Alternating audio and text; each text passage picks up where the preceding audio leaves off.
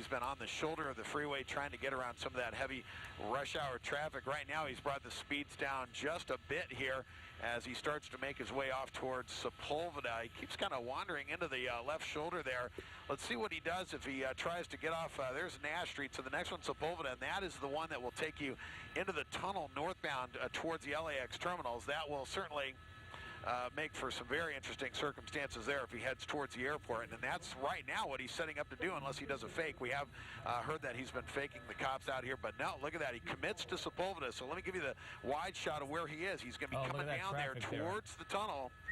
And he's got a lot of traffic, like you mentioned, up ahead of him here at the light. This light tends to stack up pretty good here. Really They may take it upon themselves to go ahead and end this right now. But look at that. That looks like actually like an Anaheim PD car that we're looking at right there.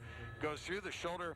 We've actually seen other pursuits make their way through this over the years here. One famous one where a guy had carjacked a truck, ended up jumping out and carjacked a van with a guy that was going on a job interview. That one got a lot of attention in the media. But here he goes under the South Complex. They're going to pop out on the other side here, and when they do, he'll immediately be confronted with the decision to keep going north or go into the terminal. Yeah, go ahead. As we wait for him to come out the other end of the tunnel, let me ask you, the rear end damage on the car pretty significant. Have you heard word that they've tried a pit maneuver on this vehicle?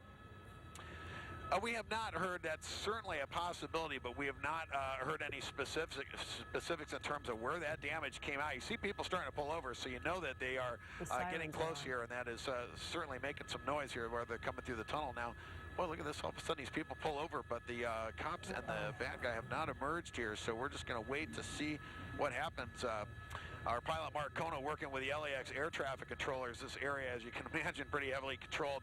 And what we're doing is we're crossing over the South Complex now, and we're going to work in between the North and South Complexes and try to get a peek down into that tunnel. But he's basically under this section right here in the tunnel that leads you off to the terminal area here. And we don't know if he crashed or pulled over or what. So we're going to try to get into a position where we can show it to you.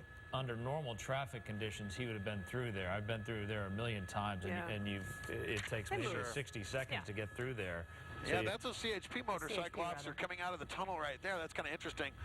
And the LA airport police were actually coming in from the south side while we're watching this CHP officer emerging from the north side here, but we just don't know how far back in there all this activity is taking place here. There you go, CHP now getting off of his bike, walking back into the tunnel. This is certainly an odd one here, and again, northbound Sepulveda trying to get into the tunnel to go to LAX right now, shut down while they work on this police chase. We're getting word from our desk here from Tustin PD that this started with a residential burglary in southeast Tustin in the Pepper Tree Homes subdivision.